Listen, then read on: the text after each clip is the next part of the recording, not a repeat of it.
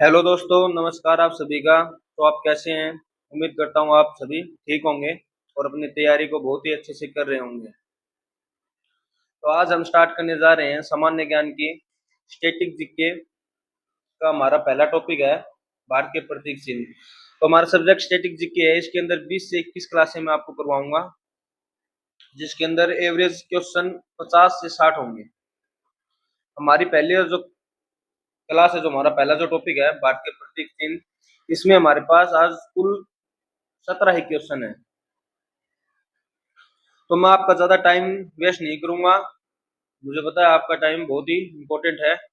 इसी वजह से जितना जल्दी, चाहे 50 क्वेश्चन हो, चाहे 70 क्वेश्चन हो, चाहे 80 क्वेश्चन हो, चाहे 10 हो या चाहे 20 हो, कितने भी क्वेश्चन हो, मैं आपको जल्द से जल्द करवाने की कोशिश करूंगा। आपका टाइम वेस्ट नहीं करूंगा। और जो ये क्वेश्चन मैं स्टार्ट करने जा रहा हूँ, जो सीरीज स्टार्ट करने जा रहा हूँ, जो भी क्वेश्चन है आपको टॉपिक मिलेगा, टॉपिक वाइज ही आपको क्वेश्चन मिलेंगे। और जो भी क्वेश्चन यहाँ आपको मिलेगा, वो सभी क्वेश्चन एग्जाम की दृष्टि से बहुत ही ज्यादा इंपॉर्टेंट है।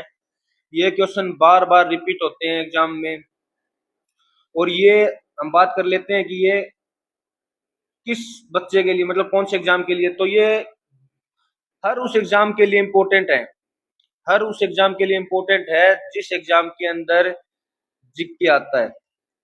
जीके जिसके अंदर आता है, चाहे वो कोई भी एग्जाम हो, उस एग्जाम के लिए यह जो क्वेश्चन है, यह जो सीरीज है, यह बहुत ही ज्यादा महत्वपूर्ण होगी। और इससे आप क्या, आप जैसे आपका फ्री टाइम है, उसके अंदर आप इस क्लास को 2 से 3 बार देख लेते हैं। 20-25 मिनट की लास्ट क्लासें होंगी, एवरेज बोल रहा हूँ मैं आपको। 20 से लास्ट 20 मिनट की आपकी क्लास होंगी और आप फ्री टाइम में एक क्लास को 2 से 3 बार देख लेते हैं, तो ये क्वेश्चन आपके दिमाग में सेट हो जाएंगे। और ये क्वेश्चन बहुत ही ज्यादा इंपॉर्टेंट है, मैंने आपको पहले भी बताया है। तो सामान्य ज्ञान के जितने भी सब्जेक्ट होंगे, इतिहास जैसे हम पहला मैंने बताया आपको, ये स्ट्रेटेजी स्टार्ट करने जा रहे हैं, उसके बाद इतिहास और जो भी सब्जेक्ट हैं, हम बारी बारी उनको करते रहेंगे। पहले हम स्टार्ट करने जा रहे हैं स्ट्रेटेजी का भारतीय प्रतीक चिन्ह। तो चलो स्टार्ट करते हैं, टाइम को ज्यादा वेस्ट ना करते हुए। हमारा पहला क्वेश्चन है, निम्नलिखित में से किस पशु को भारत के राष्ट्रीय प्रतीकों में स्थान नहीं मिला? हमारा पहला ऑप्शन है सांड, दूसरा ऑप्शन है ऊंट, तीसरा ऑप्शन है घोड़ा और चौथा ऑप्शन है सिंह यानी कि शेर। तो इसका राइट आंसर होगा ऊंट। हमारा इसका right answer option number B ऊंट होगा। हमारा अगला क्वेश्चन है, भारत के राष्ट्रीय धरोहर पशु निम्न में से कौन सा है? हमारा पहला ऑप्शन है शेर, दूसरा ऑप्शन है हाथी, तीसरा ऑप्शन है बाघ, चौथा ऑप्शन है घोड़ा। तो हमारे इसका राइट आंसर होगा ऑप्शन नंबर बी हाथी। तो चलो अगले क्वेश्चन की तरफ चलते हैं। हमारा अगला क्वेश्चन है, स्वतंत्र भारत के राष्ट्रीय ध्वज का डिजाइन निम्न में से किसने बनाया था? तो हमारा पहला ऑप्शन है महात्मा गांधी, दूसरा ऑप्शन है रविंद्रनाथ टैगोर, तीसरा ऑप्शन है बंकिम चंद्र चटर्जी और हमारा चौथा ऑप्शन है पिंगाली वेंकैया। तो इसका राइट आंसर होगा हमारा ऑप्शन नंबर डी।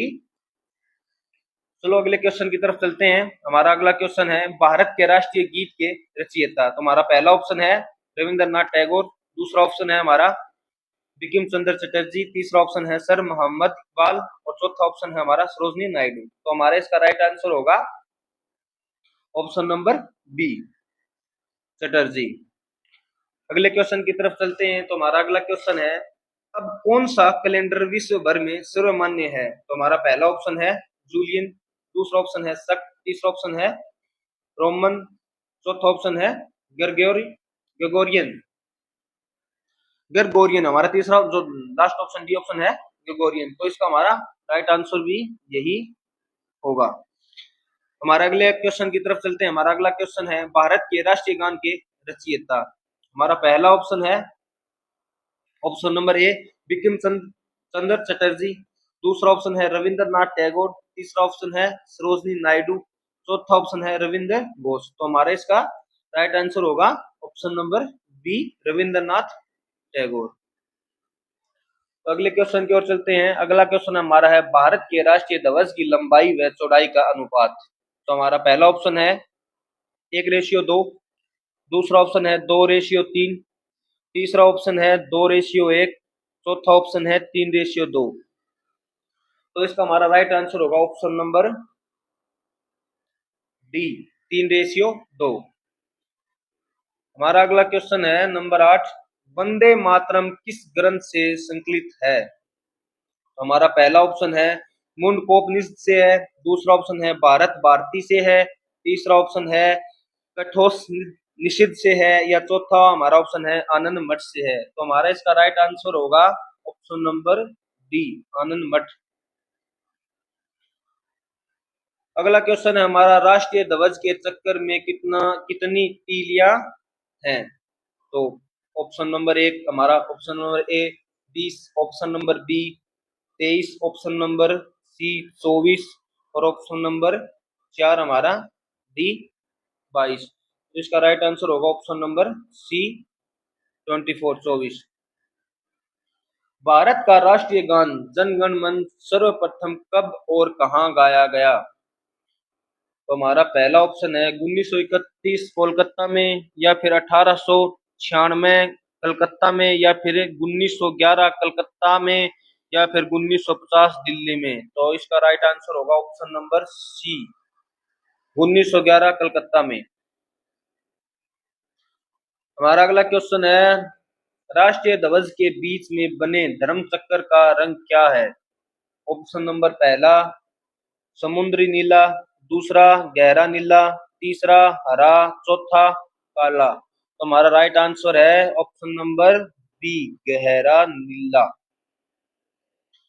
हमारा अगला क्वेश्चन है, भारत के राष्ट्रीय गीत कौन सा है? भारत का राष्ट्रीय गीत कौन सा है? तो ऑप्शन नंबर ए जन गण मन, दूसरा ऑप्शन हिंद देश का प्यारा झंडा, ऑप्शन नंबर सी वंदे मातरम, चौथा ऑप्शन हमारा सारे जहां से अच्छा हिंदुस्तान हमारा। तो हमारा इसका राइट आंसर होगा ऑप्शन नंबर सी, वंदे मातरम। अगला क्वेश्चन है हमारा, भारत का राष्ट्रीय गीत वंदे मातरम सर्वप्रथम कब और कहां गाया गया?